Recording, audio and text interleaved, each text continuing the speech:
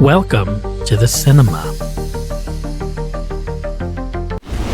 of the damned.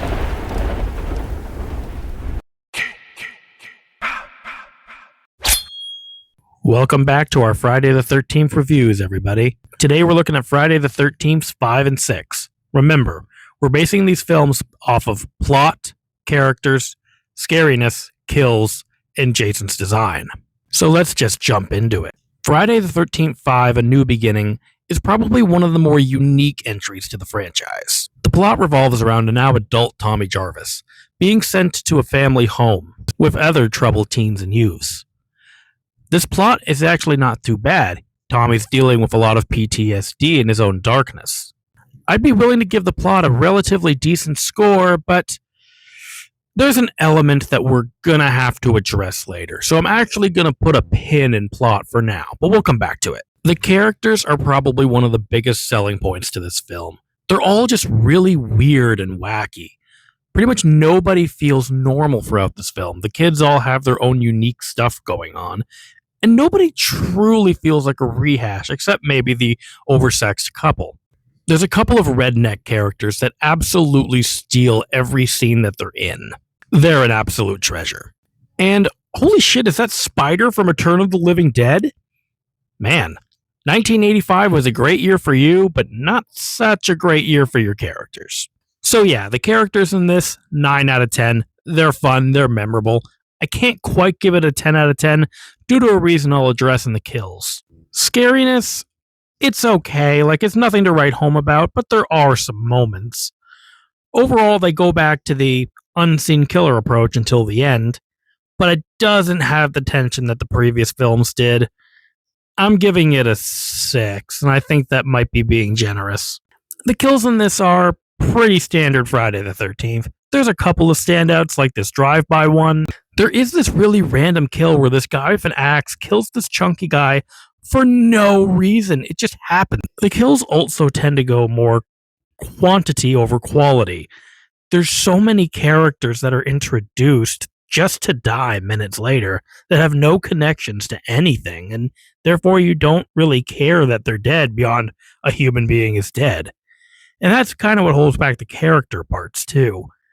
Overall, I'll still give this 7 out of 10 for kills. The design, not bad. I mean, standard Jason design, maybe a little skinnier than normal. I don't know, 6 out of 10. But let's get back to the plot and the reason why Jason's looking a little skinny here, and spoiler alert, because it's not Jason. It's some random paramedic that we maybe see for a few minutes earlier in the film. Why is he killing, you ask? Because that chunky kid from earlier was his long-lost son, and he's trying to get revenge. That twist comes out of absolute nowhere. And to be frank, it just doesn't work. It's really weird. When we come to a Friday the 13th movie, you expect it to be Jason. Now, the fact is, this could have been a unique idea. Maybe a sort of a whodunit idea, with people getting paranoid of one another, maybe convinced that somebody else is the killer. But they don't do that. The audience has no reason to believe that it's not Jason beyond some people saying that he's dead, but we know that is rarely the case in a horror movie. I guess the idea they were going for was that anybody could put on the hockey mask, anybody could be Jason. And to be fair, this is something that worked for the Scream franchise about 10 years later, but it doesn't work with Jason. It really doesn't. Especially with some random person.